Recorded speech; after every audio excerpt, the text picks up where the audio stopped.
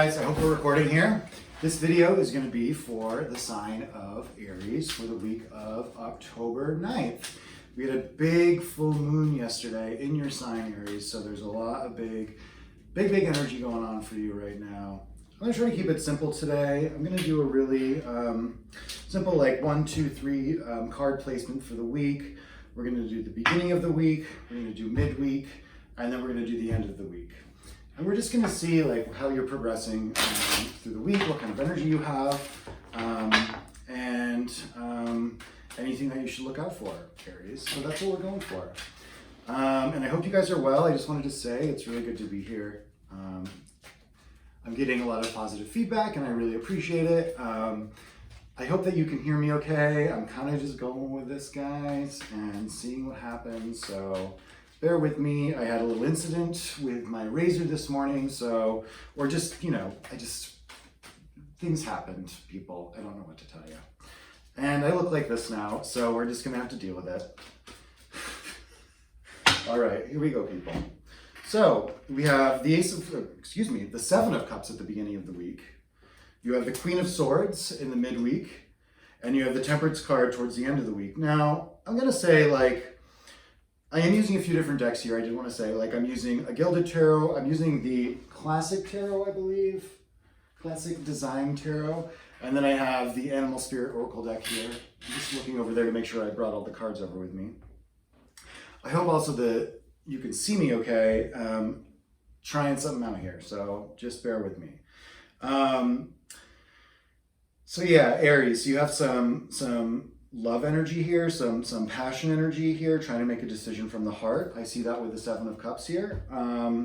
That's very good energy at the beginning of the week. Trying to decide like how you're going to spend your time and what's going to fill up your cup, right? I think that's really important.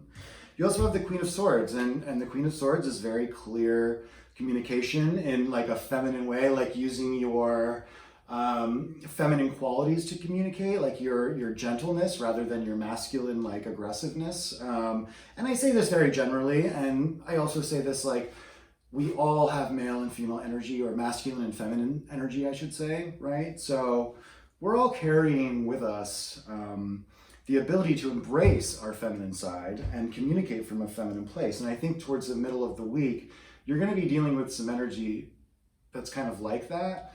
And you may need to use very clear communication skills to accomplish a task, possibly midweek. And it might have something to do with, you know, you're trying to do something you love, and you might need to be clear with people about what you're doing, because you know, this is the Sagittarius card, Temperance. It represents alchemy and mixing things together, but really it's like about blending the masculine and feminine parts of yourself, quite honestly. And I get that a lot. It's fire and water, right? 2 opposites. So at the end of the week, you might be pretty happy, okay? So this was the Gilded Tarot that I just used, like I said. We're also going to clarify. I'm just going to do this Classic Tarot, the Rider-Waite Tarot. I did shuffle these earlier, but I'll give them another quick shuffle. So what do we have in between the beginning and the middle of the week? We have the King of Pentacles. Now, Aries, this is good energy for you. This is really good masculine earth energy. It sounds like, you know, you are going to be making a decision, and it's going to be something very grounded, and you're going to be clear about what you're doing. And that's obvious with the Queen of Swords, but this energy really is like you're sitting in it, right? And I really like that. So now between the Queen of Swords and the Temperance, you have the 3 of Swords. So I was feeling, towards the beginning with the 7 of Swords, I was feeling a little bit of heaviness, and I think that it's coming out here with the 3 of Swords. And this is something you're going to be dealing with towards the end of the week, and it might be the weekend. You're going to have someone challenge you, or someone's going to, might be actually yourself too. Like you're not embracing the positive. You're living in a very fearful space, maybe. And I think the key is going to be to blend those masculine and feminine parts of yourself together and communicate more in the feminine way, right? Hold the masculine back and ground it into reality, right? By just going from the heart, right? At the very beginning, you have this heart card. So the Seven of Cups, making a decision from the heart and passion. So this feels really good. I mean, it sounds like you're going to struggle a little bit. We all struggle, right? But, you know, this is definitely something that you can get through. The energy is supportive. This Aries full moon energy, it's going to be about making a decision from a place that inspires you and also from a passionate space, right? That's what these cards represent, these cups cards, right? It represents things from the heart. Excuse me, I'm very thirsty. I should take a sip when I'm done with this video.